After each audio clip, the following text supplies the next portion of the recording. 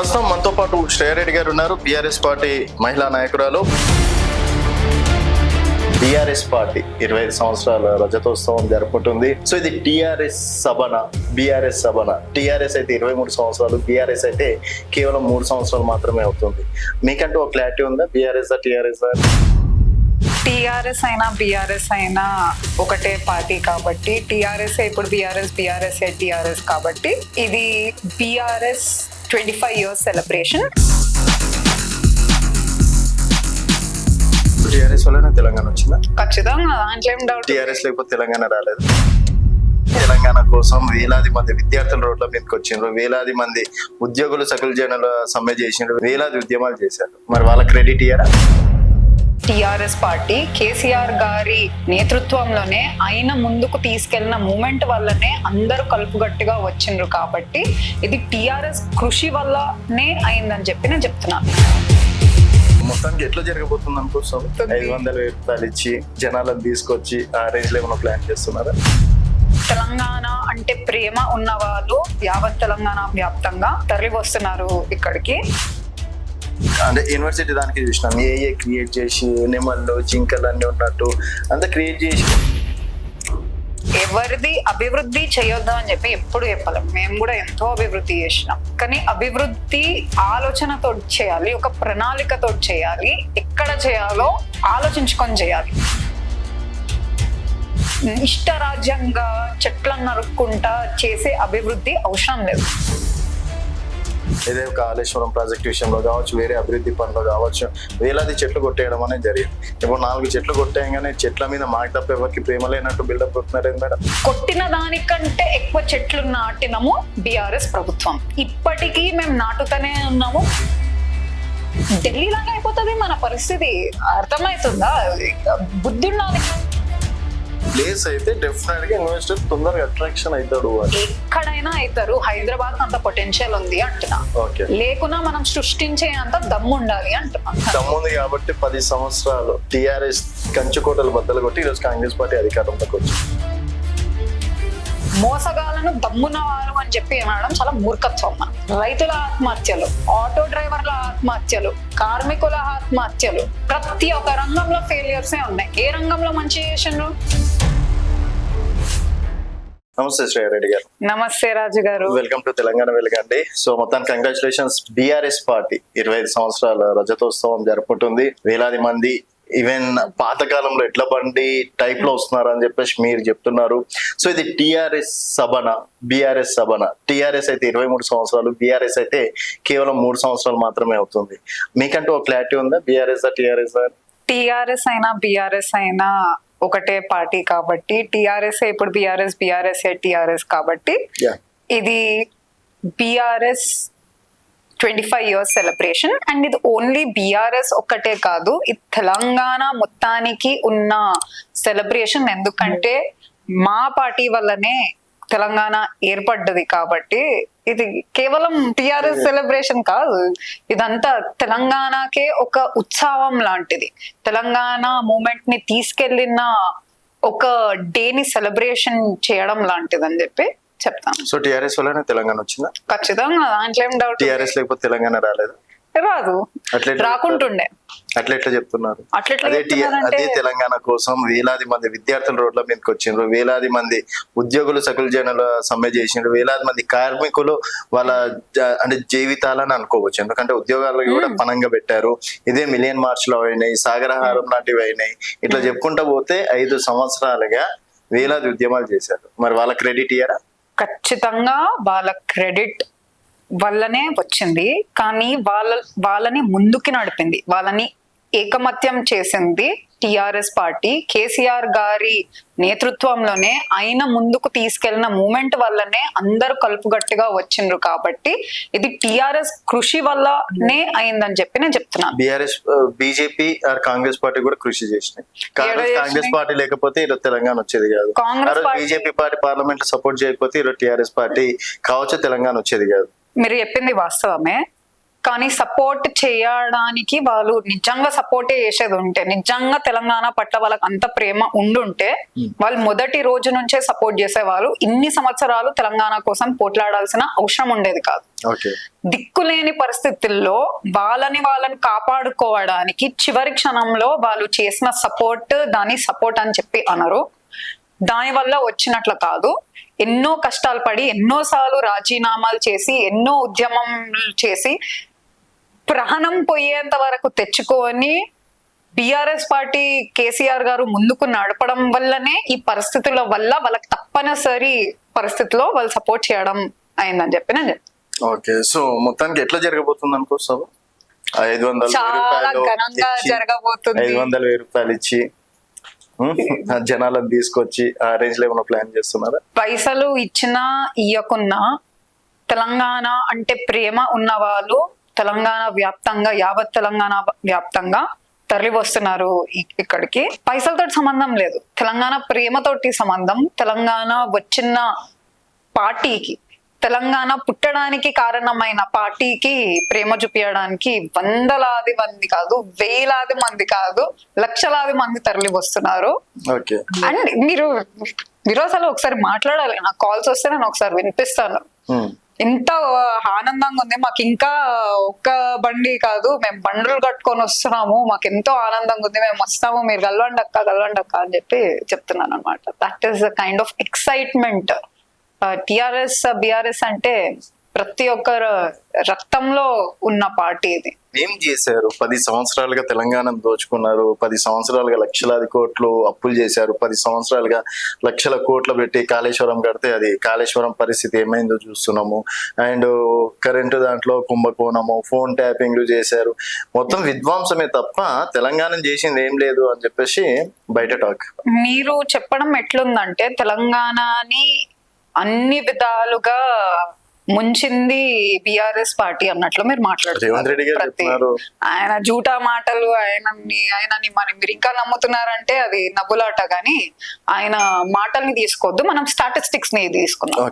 ఏమైతే numbers don't lie, numbers అయితే ఎప్పటికీ అబద్ధం చెప్పలేవు.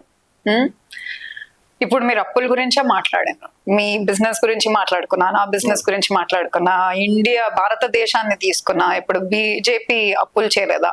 యుఎస్ ని తీసుకున్నా, అప్పులు కాలేవా? US has the, America has the one of the highest అప్పులు ఉన్నది ఆ నేషన్ కి, but it is number 1 nation, right? So అప్పులు తీసుకోవడం తప్పు కాదు. ఆ అప్పులతోటి మనం ఎట్లా సంపాద పెంచుతున్నామో ఆ విషయంపై మనము చర్చించాలి. అప్పులు తీసుకున్నప్పటికీ మనకి one of the lowest debt to GDP ratio ఉంది. అంటే మనకు హై, మనం సంపద పర్ పర్సన్ మనకు చాలా హై ఉండడం వల్ల అది మనకు బ్యాలెన్స్ అవుట్ అయిపోయింది. మీరు ఏ రంగంలో చూసుకున్నా, మనకు స్కూల్ వ్యవస్థ చూసుకున్నా, మనకు మెడికల్ కాలేజెస్ ఇంక్రీజ్ కావడం చూసుకున్నా, ఇంటింటికి నీళ్లు అందించడం చూసుకున్నా, లేకపోతే కాకతీయ ప్రాజెక్ట్ తోటి మనం మళ్ళీ చెరువులని రీవైవ్ చేసుకోవడం చూసుకున్నా, మా నారాయణఖేడ్కి రండి, ఒకప్పుడు అసలు ఇన్ని రోజా ఎంత దరిద్రమైన పరిస్థితిలో ఉంటుండేనా, రోజవన్నీ వేయడం చూసుకున్నా, కాళేశ్వరం ప్రాజెక్ట్ మనం ఇంట్లో కడుతున్నాయి. ఇప్పుడు మీరు ఆడనే చూడండి, క్రాక్స్ లేవా ఈ ఇంటికే? ఎక్కడైనా ఎప్పుడైనా సరే ఉండొచ్చు, తప్పులు జరుగుండొచ్చు, కానీ దాని వల్ల మొత్తం ప్రాజెక్టే తప్పు అనడం అది చాలా తప్పు అయి ఉంటది. బట్ రీకరెక్షన్ చేసుకుని రాలేదా? ఆ థాట్ ఏంది? అది it's one of the biggest irrigation project in the entire world. అది మామూలు విషయం కాదు. ఇంత పెద్ద ప్రాజెక్ట్ కట్టడం, ఇంత మందికి వ్యవసాయంగా మనము నీళ్ళు అందించడం అనేది చాలా పెద్ద విషయం. రైతు బంధు చూసుకున్నా, అసలు భారతదేశంలోనే మన వల్ల, మన నుంచి మళ్ళీ బీజేపీ తీసుకొని ఆ పథకం అనేది పెడుతుంది. ఇంటింటికి నీళ్ళు ఇవ్వడం మనం ఫస్ట్, 24 hours కరెంట్ ఇవ్వడం మనం ముందు. ఎంతమంది న్యూస్ ఓపెన్ చేసుకుంటే ప్రతిరోజు అట్లాంటి న్యూస్ రాకుంటుండేనా? మనం చదువుకుంటేనా? రైతుల ఆత్మహత్యలు అని చెప్పి, ప్యాడీ ప్రొడక్షన్ లో మనం వన్ ఆఫ్ ద టాప్ అయినాం మనం బికాస్ ఆఫ్ అస్. మీరు ఏ రంగంలో గవర్నమెంట్ ఉద్యోగాలు తీసుకున్నా one of the highest salary hikes ఇచ్చింది మన తెలంగాణ ప్రభుత్వమే. 6 లక్షలకు పైగా మనం రేషన్ కార్డ్స్ కూడా ఇవ్వడం జరిగింది. సో మేడం అంటే మీ నారాయణ ఖేడ్కి వెళ్దాం ఎవరికి కొత్తగా రేషన్ కార్డులు వచ్చినాయి అనేది ఒకసారి చూద్దాం. ఎంతమంది నారాయణ ఖేడ్లో ప్రభుత్వ ఉద్యోగాలు వచ్చినాయి అనేది ఒకసారి చూద్దాం. ఎంతమందికి మీరు అన్నట్టు ఎంత అభివృద్ధి జరిగింది అనేది కూడా ఒకసారి చూద్దాం. డెఫినెట్లీ నేను ఛాలెంజ్ యాక్సెప్ట్ చేస్తాను. ప్లీజ్ కమ్మలో నేనే చూపిస్తాను, మీరు ఒక్కటి ఆలోచించండి. ఒకప్పుడు ఆర్డిఓ ఆఫీస్ ఏ ఆఫీస్ కావాలన్నా, మనకి ఏం పని చేసుకోవాలన్నా సంగారెడ్డికి వెళ్ళేవాళ్ళు. ఇప్పుడు ప్రతి ఒక్క మండలంలో వీఆర్ హ్యావింగ్ దీస్ ఆఫీసెస్. కొత్త కొత్త ఉద్యోగాలు అనేవి దాని త్రూ వచ్చినాయి. ముందు మా నారాయణఖేడ్ లో అసలు రెసిడెన్షియల్ స్కూల్సే లేకుంటుండే. రెసిడెన్షియల్ స్కూల్స్ వచ్చినాయి, మహిళలకు మైనారిటీ కాలేజ్ కూడా వచ్చింది. దాని వల్ల టీచర్ ఉద్యోగాలు కూడా పెరిగినాయి. ముందు మాకు బస్తీ దవాఖానా లేకుంటుండే, ఆక్సిజన్ ప్లాంట్ లేకుంటుండే, డయాలిసిస్ సెంటర్ లేకుంటుండే, ఏం లేకుంటుండే. అవన్నీ మేము కట్టినాం. దాని త్రూ మళ్ళీ డాక్టర్స్ కి ఎంప్లాయ్మెంట్ అనేది వచ్చింది. అట్లా చూసుకుంటే ఇప్పుడు మిషన్ భగీరథ వల్ల ఎంతమంది ఏఈస్ వీళ్ళందరికీ ఉద్యోగాలు వచ్చినాయి, ఎందుకంటే చేయాల్సి వచ్చింది. సో మీరు అట్లా ఏ రంగంలో చూసుకున్నా కూడా ప్రతి ఒక్క రంగంలో అభివృద్ధి అనేది జరిగింది. 1,60,000 జాబ్స్ అనేది బిఆర్ఎస్ ప్రభుత్వంలో లాస్ట్ 10 years లో ఇచ్చినాం. 15 months లోనే 60,000 జాబ్స్ నియామక పత్రాలు ఇచ్చినటువంటి ఘనత కాంగ్రెస్ పార్టీది.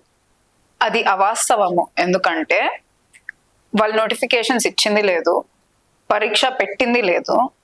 అన్ని మేము చేసిన తర్వాత ఏంది, అన్ని పనులైన తర్వాత వచ్చి నాదే అని చెప్పి చూపిస్తారు కదా. కరెక్ట్ సామెత గుర్తొస్తలేదు కానీ నాకు. బట్ వచ్చి అట్లా చేసినట్టుంది. పని ఒక్కడిది, సొమ్మొక్కడిది, సోకొక్కడిది గుర్తొచ్చింది. ఇప్పుడు వాళ్ళ వ్యవహారం అట్లనే ఉంది. మేం చేసిన పనికి వాళ్ళు వచ్చి మేమే చేసినామని చెప్పి చెప్పుకోవడం తప్పితే, డప్పులు కొట్టుకోవడం చెప్తే చేసింది ఏం లేదు. ఓకే, నేను శ్రేయరెడ్డి గారు ఎందుకంటే మీరు యుఎస్ లో ఎంఎస్ చేసి తర్వాత అదర్ స్టేట్ లో గ్రాడ్యుయేషన్ చేసి ఎందుకు పాలిటిక్స్ లోకి రావాలనుకున్నారు? Why the reason? మంచి చేయొచ్చు, మాస్ స్కేల్ లో ఏమైనా ఇంపాక్ట్ చేయొచ్చు, ఇంకా ప్రజల ప్రేమను కూడా పొందొచ్చు. నాకు ఎప్పటి నుంచో ఉంది, I want to make an impact. Okay, అంటే నాన్నని చూసా, నాన్న ఎమ్మెల్యే కాబట్టి మనకి రూట్ క్లియర్ గా అయిపోతుంది, తొందరగా మనం పదవులు తెచ్చుకోవచ్చు, తొందరగా మనం ఎమ్మెల్యే అయిపోవచ్చు. ఆల్రెడీ రిజర్వేషన్ ఉంది కదా, స్నాన రిజర్వేషన్ ఉంటే 10 వచ్చేస్తుందా ఏంది మనకు? మంచి చేస్తేనే కదా ఎవరైనా ఓటేసేది. ఎవరైనా ఓటేసేది వాళ్ళలో ఆ సత్తా చూస్తే, వాళ్ళ మీద నమ్మకం ఉంటే కానీ ఓటేయారు. ఆ నమ్మకాన్ని నిలబెట్టుకుంటారా లేదా అన్నది సెకండరీ, కానీ అట్లీస్ట్ ఆ నమ్మకం ఉంటేనే ఓటేస్తారు. సో అవకాశం రావడం రాకపోవడం సెకండరీ, కానీ నేను అవకాశం వస్తుందేమో అన్న ఆలోచనతోటి నేను రాలేదు. ఏదైతే అది అవుతుంది.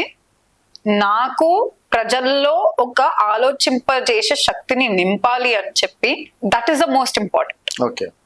వీళ్ళు రేవంత్ రెడ్డి చెప్పిండు నేను నమ్మేస్తా అని చెప్పి చెప్పడం కాదు. మీరు ఆలోచించుకోండి, చూసుకోండి వాస్తవాలు ఏందో. వాస్తవాలు చెప్పాలి, వాళ్ళకి ఆలోచింపజేసే శక్తి నింపాలి.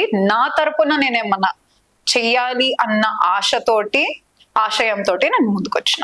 ఎవరైనా ఇన్స్పిరేషన్ ఉన్నారా పాలిటిక్స్ లోకి రావడానికి? నాకు అఫ్ కోర్స్ చిన్నప్పటి నుంచి మా నాన్నగారిని చూస్తా పెరిగినాను కాబట్టి ఆయన ఎప్పుడు నాకు ఇన్స్పిరేషన్. సక్సెస్ఫుల్ గా ఎమ్మెల్యే 10 సార్లు అయిండు కదా, సక్సెస్ఫుల్ అయ్యారని చెప్పేసి మీరు భావిస్తున్నారు ఒక డాక్టర్? డెఫినెట్లీ చాలా అభివృద్ధి చేసిండ్రు కాబట్టి ఆయన ప్రాంతాన్ని ప్రేమతోటి, ఎంతో విజన్ తోటి ముందుకు నడిపించి ప్రజలే తన సర్వస్వంగా ముందుకి తీసుకెళ్ళిండు కాబట్టి I think is a great politician. Is a very service oriented politician. కాబట్టి I think is a very successful man politically. గెలుపు ఓటములు పక్కన పెడితే ఆయన చేస్తున్న పనికి ఈజ్ అ సక్సెస్ఫుల్ పాలిటిషియన్ అని చెప్పి నేను భావిస్తాను. సో నాన్నకి మించి వర్క్ చేస్తారా రేపు ఒకవేళ మీకు ప్రజలు అవకాశం ఇస్తారు అనే ఆశ? ఆయన మించి చేస్తానో లేదో అన్నది పక్కన పెడితే, అయినా అంత నేను ప్రజలకి సేవ చేసినా నాకు చాలు. చాలు. పైసలు సంపాదించుకోనికి ఏం పాలిటిక్స్ లోకి రాలేరు అయితే? మస్తు వేస్ ఉన్నాయి కదా సంపాదించుకోవడానికి. టాలెంట్ ఉంటే ఎన్నో వేలు వస్తాయి. పాలిటిక్స్ ఎందుకు సంపాదించుకోవడానికి? I think I'm capable of earning in through business and other ways. And ఎందుకు అంటే రేవంత్ రెడ్డి గారిని కావచ్చు, కాంగ్రెస్ పార్టీని అంతగా తిడుతుంటారు? ఆమె చేసే పనులకి మళ్ళీ ఏం చేస్తలేడు. ఇప్పుడు మీ నారాయణ చూడండి, సన్న బియ్యం ఇస్తుండు, ఎంతమంది పేదవాళ్ళకి బెనిఫిట్ పథకం తెలుసా అది. మీరు 5,000 రూపాయలు ఇస్తే ఆయన 6,000 రూపాయలు అంటే 12,000 రూపాయలు ఇస్తుండే. ఇప్పుడు రైతు భరోసా 2 లక్షలు ఒకటేసారి రుణమాఫీ చేయడం అనేది జరిగింది. తర్వాత స్టార్ట్అప్స్ కంపెనీల విషయంలో కావచ్చు, తర్వాత స్కిల్ యూనివర్సిటీలో కావచ్చు. ఏడబెట్టిండు అదంతా కాదు, కానీ మీరు ఇందాక ఛాలెంజ్ చెప్పిండ్రు కదా, ఇప్పుడు నేను ఛాలెంజ్ ఇస్తాను. 2 ఛాలెంజెస్ ఒకటేసారి మనం వెళ్ళి డూ ఇట్. ఇప్పుడు కాంగ్రెస్ ప్రభుత్వం వచ్చినప్పటి నుండి ఎంతమందికి రుణమాఫీ అయింది, ఎంతమందికి కాలేదు, ఎంతమందికి సన్న బియ్యం వస్తుంది, ఎంతమందికి వస్తలేదు, కరెంట్ పరిస్థితులు ఎట్లున్నాయి, నీళ్ళ పరిస్థితి ఎట్లుంది, ఇవన్నీ మీరు వచ్చి చూడండి. ఒక్క ఇటుక ఎక్కడైనా ఈ ప్రభుత్వం ఏమైనా పని చేసిందా, ఏడైనా పని జరుగుతుందా, హాస్పిటల్ ఎట్లున్నాయి, అన్ని మీరే వచ్చి మీ కల్లారా మీరు జనాలను అడిగి తెలుసుకోండి. మొన్ననే మీరు విన్నారో లేదో, వైరల్ ఆడియో కాల్ ఒకటి అయింది మా ఎమ్మెల్యే సంజీవ్ రెడ్డి గారిది. బట్ ఆయన వివరణ ఇచ్చారు, అది కావాలని దాన్ని ఆయన అన్న మాటలేగా, మా ప్రభుత్వం మీద నాకే నమ్మకం లేదని చెప్పి ఆయననే అన్నాడు. ఆయన నోరేదో జారీ అనడం కాదు, ఆయన హీ మెంట్ ఇట్. ఆయన బాండ్ పేపర్ రాసిండు, ఈ అన్ని పెంచే బాధ్యత నాది, నామే నమ్మకం ఉంచుకోండి అని.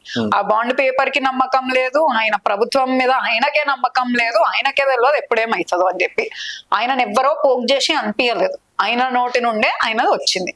ఆయన వివరణ ఇచ్చినంత మాత్రాన అన్నది వెనకకి వెళ్ళదు కదా.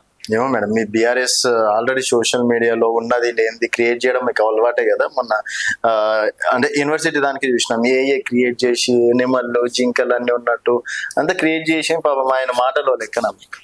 అందుకోసమే కదా సుప్రీం కోర్టు చెప్పింది, ఇది ఏఐ జనరేటెడే, జింకలన్నీ అదే, మీరు తీసుకోండి కాంగ్రెస్ ప్రభుత్వం మీకే ల్యాండ్ అని చెప్పి అందుకోసం చెప్పిందా, లేకపోతే నిజంగానే జింకలు చనిపోతున్నాయి, మీరు ఇంకొకసారి ఇట్లాంటివి చేస్తే మీరు రిస్టోర్ చేయకపోతే మీకు జైలు శిక్ష ఖాయం అని చెప్పి చెప్పిందా? అభివృద్ధిని మీరు అడ్డుపడుతున్నారు మేడం. మేడ కాంగ్రెస్ పార్టీకి పేరు వచ్చేస్తుంది అని చెప్పేసి కోర్టులలో కేసులు వేసుకుంటూ తిరుగుతున్నారు మీరు. సుప్రీం కోర్టు కూడా అదే చేస్తుందా?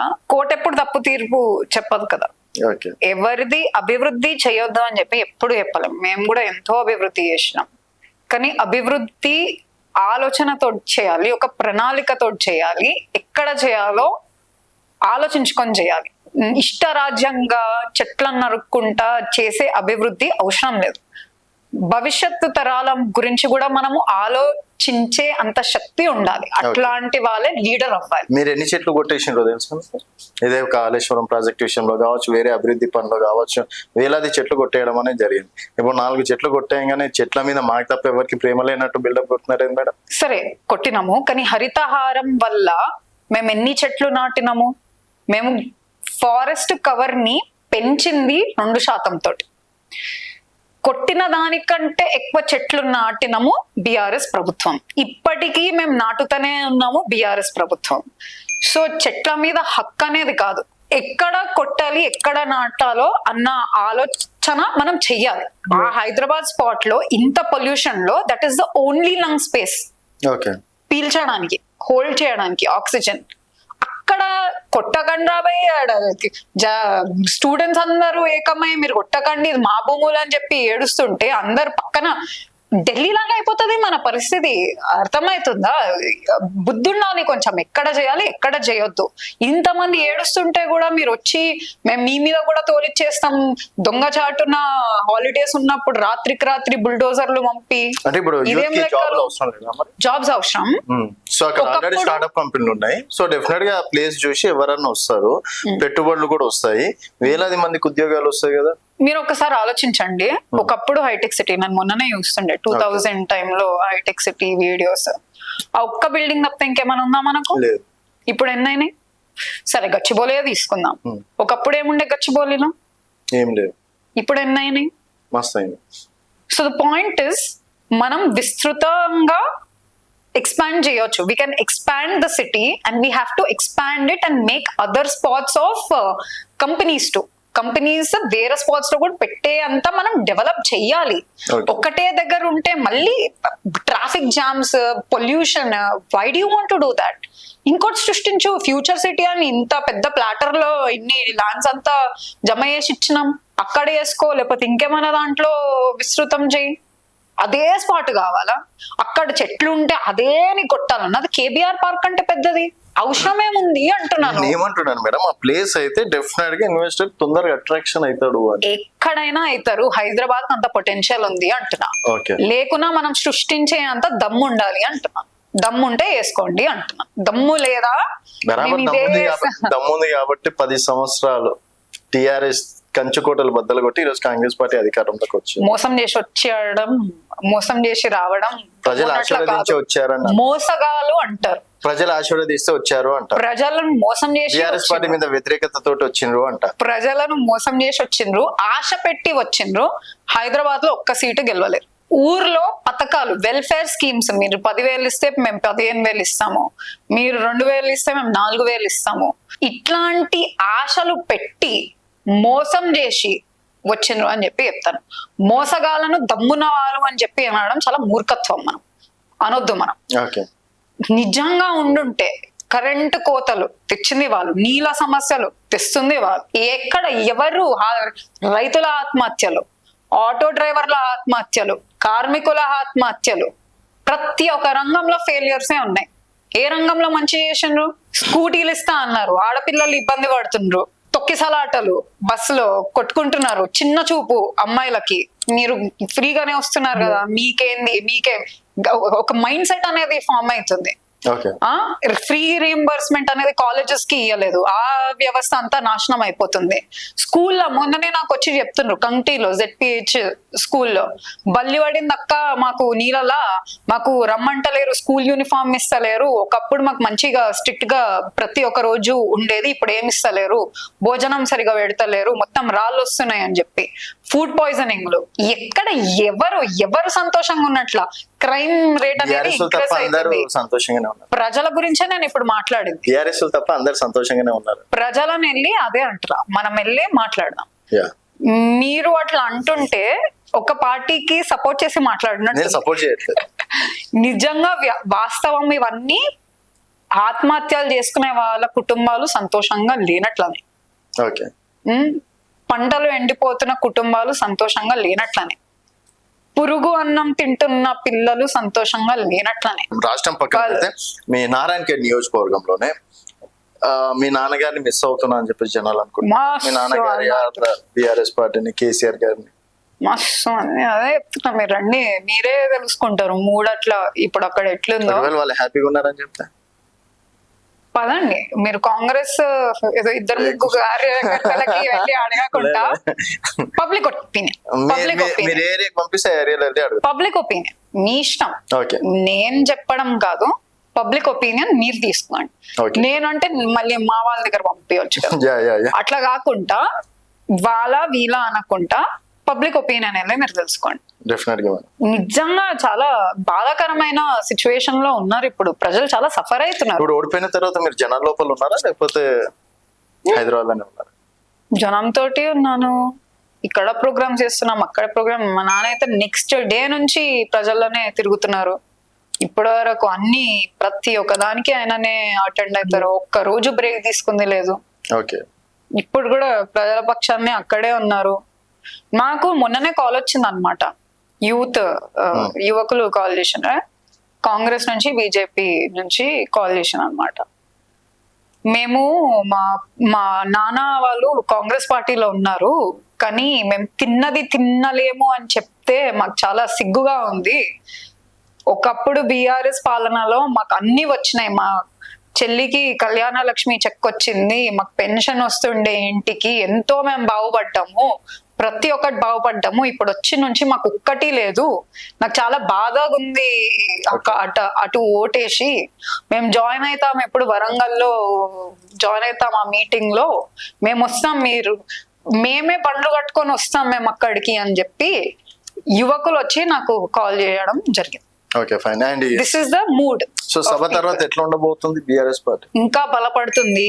అందరం ఇంకా కేసీఆర్ గారి స్పీచ్ కోసం అని చెప్పి ఎదురు చూస్తున్నాము. ఆయన మాట్లాడితే ఇంకో ఉత్సాహం అనేది మాలో నిండుతుంది. మేము ప్రజల తరపున పోట్లాడడానికి ఇంకా బలపడతామని చెప్పి. సో డెఫినెట్ గా గెట్టిన్ అవుతారు. డెఫినెట్లీ, ఇంకో నెక్స్ట్ ఇయర్ బీఆర్ఎస్ రాజ్యం. No doubt about it. పక్కా. ఖచ్చితంగా బీఆర్ఎస్ Confidence వస్తుంది. ఉంది. వెరీ కాన్ఫిడెంట్, వెరీ కాన్ఫిడెంట్, చాలా. Very confident. కాంగ్రెస్ సర్వేసే చెప్తుంది, మేము ఇంత కాన్ఫిడెంట్ ఉండకపోతే ఎట్లా? కాంగ్రెస్ చేయించిన సర్వేలోనే వస్తుంది వాళ్ళు ఏం గెలవరు, So- బీఆర్ఎస్ హవా అని. నెక్స్ట్ నారాయణ ఖేడ్లోనే పెట్టుకుందాం మేడం ఇంటర్వ్యూ. డెఫినెట్లీ, అప్పుడు చెప్దాం, అప్పుడు మాట్లాడదాం. Done. Yeah, thank you, Done. Thank Thank you so you. Much. So ఇది శ్రావ్య రెడ్డి తోటి స్పెషల్ ఇంటర్వ్యూ. మరొక గెస్ట్ తో మళ్ళీ కలుద్దాం. చూస్తూనే ఉండండి తెలంగాణ.